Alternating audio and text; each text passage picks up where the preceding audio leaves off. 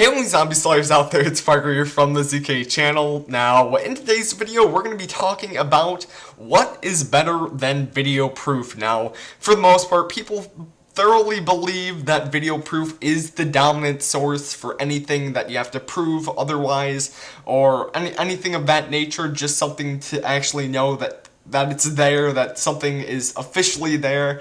That's what people have a usually common mistake with. It's just that you don't really need the video proof for the most part, and what I'm sort of leading into is you can't really just say you got to something, and we believe that as the clan. It's not like we can say, oh yeah, we just got to this round, and like we actually need to provide proof in which we did this. Now, the thing is, we don't have actual video proof, but the thing we do have is codexes. Now, that's pretty much it. A codex is the number one, or in our case, the number one source that you can possibly have that is better than video proof. Now, we thoroughly believe as well that codexes, they just give off so much other information that in a regular game, people wouldn't even record it with video proof. They wouldn't be able to capture it with video proof, and they wouldn't know all this other information about it. So, yeah, once again, codexes, in our minds, we believe that it is the number one dominant source for everything,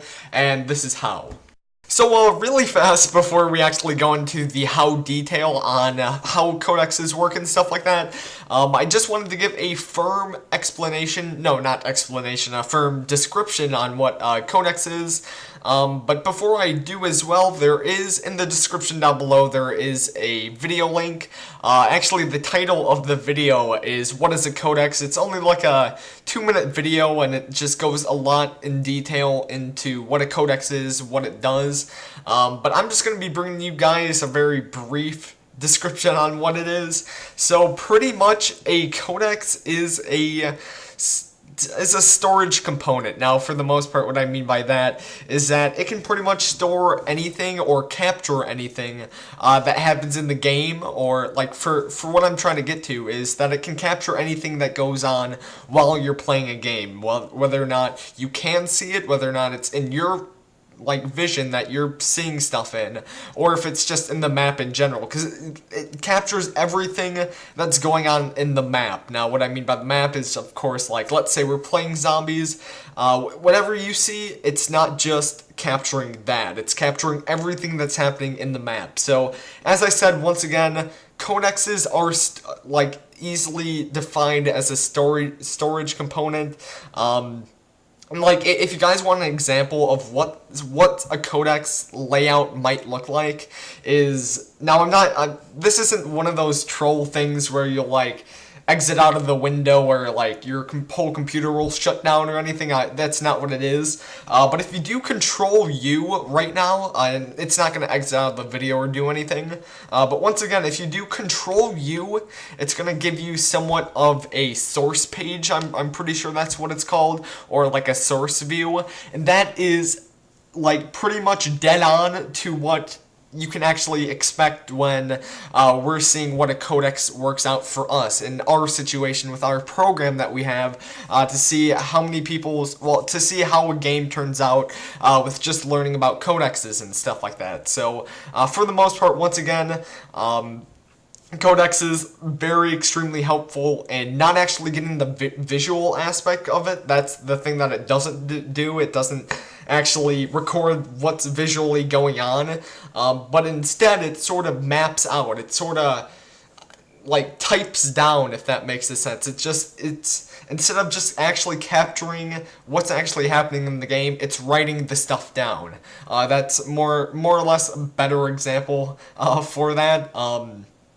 But for the most part, that's what I sort of find as a very easy advantage, because you can actually see so much other stuff that you didn't even know was realizing that was happening in the game. Like, you could easily track how many points you have, granted, like, you can already do that in a regular zombies game, but you can map out so much other stuff it isn't even funny. But now that I firmly described what a codex is, let's go right now into how we actually interpret this and how we actually get a codex for what our purposes that we use it for. So now, as you're currently looking on the screen right now, you can sort of see something that's a little bit complicated looking. Granted, it sort of does make sense, but what do all these things have in common? A zombie, a ray gun, and someone starting on round 1 or round switches. If you guessed Black Ops 2 zombies, yes, that would tie along with it pretty much dead on. But for the most part, they all can be easily tracked using codexes. Now, as you can sort of see on the screen, I just did a little bit of tweaking around on Paint. It only took about like 3 or 4 minutes. I just did some images online, but let's just sort of keep this in a keen sense. Now, let's say, and this is how. And this is sort of demonstrating, I'm going to try to make this as clear as possible too, how codexes sort of work and how we use them to our advantage.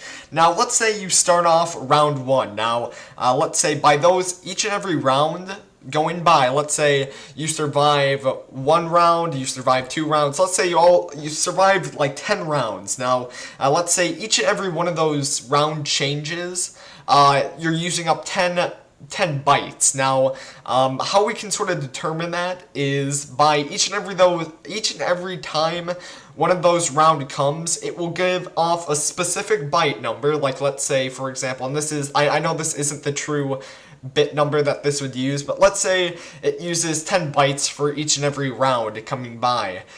For each and every one of those rounds coming by, it would give off a codex, a special codex. So those 10 bytes, those are they're especially designed for a certain codex. Now, the best thing about it, the program that we use, instead of just giving us all these random byte numbers that we don't even care about, and all of these random ones and zeros and stuff like that, instead, the beneficial thing for us at least is that it goes in order. Like, let's say you got done with round 1, round 2, round 3, round 4. It will actually be in like a paragraph formation, or like you guys saw earlier in this video, like the source format. It'll pretty much be exactly like that. It'll start from the bottom with round 1, and then going a little bit down further after you get all those other things, like you killed a zombie, you shot a zombie, or anything like that, all that information, and then it'll actually go to round 2, and that's what it'll actually say.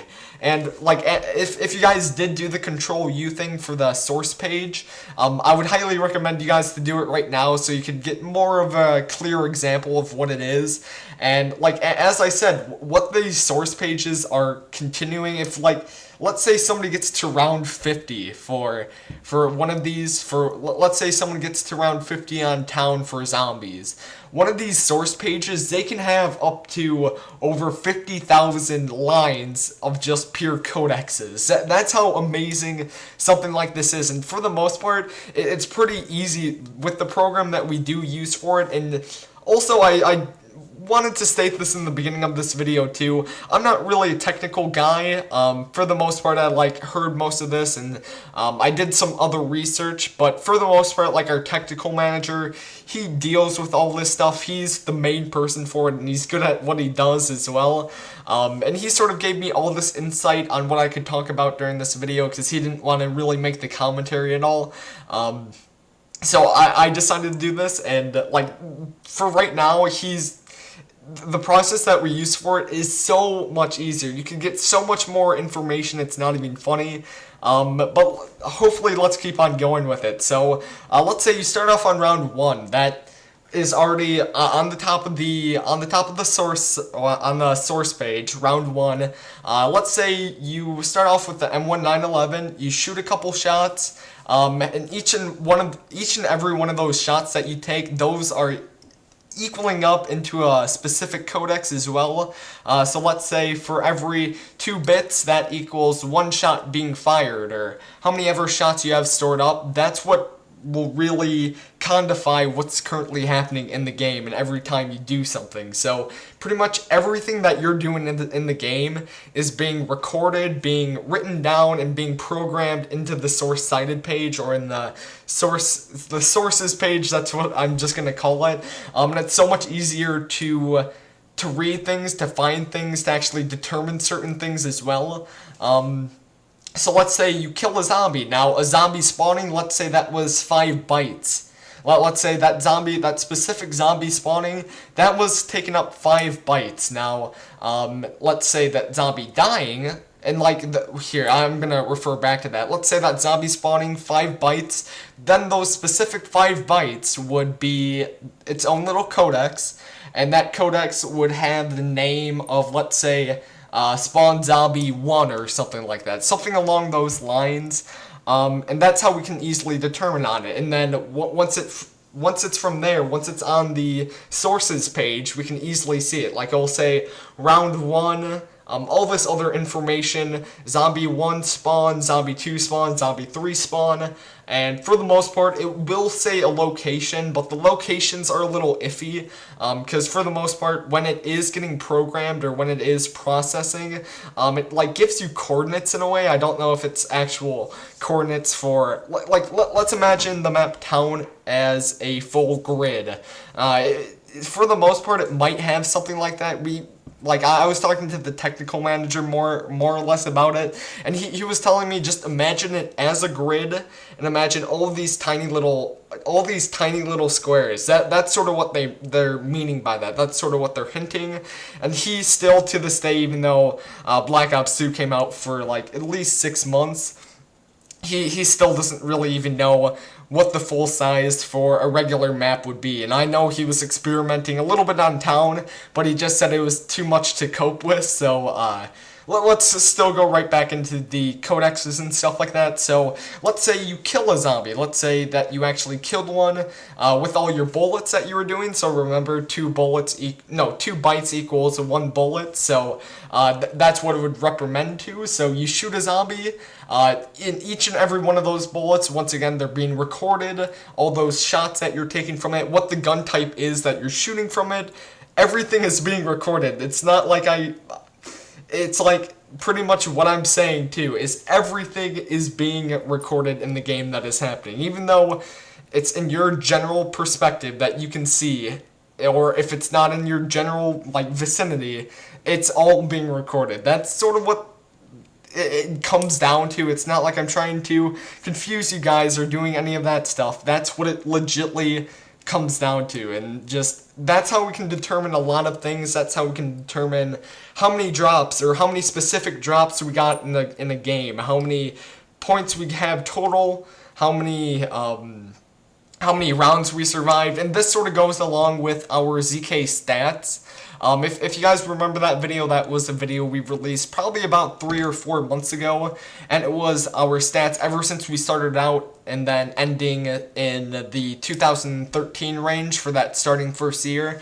That's how we were able to record all those stats, was via the source pages and stuff like that. We were able to add them all up, and for the most part we do keep them pretty organized with all the rest of the games. It's not like we have to add all this other stuff up. No, once we actually have all the games and all the storage stuff that we need for it, we can easily add up all that information, how many kills, how many points, how many shots somebody took in their M1911, and that's all can be recorded in just its own separate sources page. Now, once again, these sources page, all the lines that it takes, is just phenomenal. It's a phenomenal amount. Somebody getting to around 100, it would be close to probably 150,000 separate lines itself. That's how pretty big it is. And for the thing that makes it the best thing to use is that it's so you can comprehend what's actually happening. It's not like it's just a bunch of scribbles and just all these random words. For the most part, it is, but then again, you can easily identify what's happening in the game, what's going on. That's one thing that you can easily determine while you're playing. So, hopefully, I sort of explained what codexes are. The whole reason around this video, I was sort of a bit iffy, because it is a really complicated thing. Now, I would highly recommend you guys to just do research on your own on what codexes actually are, so you can easily better understand it. And once again, I'm not really a huge technical guy. It's not like I know everything that revolves around hard drives and just storage units and stuff like that, so I wouldn't want to be judged like someone like that because I do know some stuff, but not everything, like our technical manager. But for the most part, that's really what it is. So we're able to pretty much record or store everything that we know for every single game with just one simple program, and that's just by using codexes and getting codexes. So that's about it, guys. If you want to, I'm probably going to add a little bit more in the description if I was, because I'm definitely going to be listening over this commentary again, seeing if I missed any points, seeing if I got everything and I don't have to do anything. But also for right now, if you want to, just check out that description, see if I added anything else that I needed to, because I'm pretty sure I nailed everything if I'm not mistaken. But also check out that video link down in the description too on what codexes are, because it goes so much in detail, it's not even funny. But yeah, that's about it. I hope I didn't confuse you guys whatsoever. I hope you guys are having a great day. And you know what? That is about it. I guess I'll talk to you guys hopefully sometime in the near future, but I guess I'll see you guys later. Bye.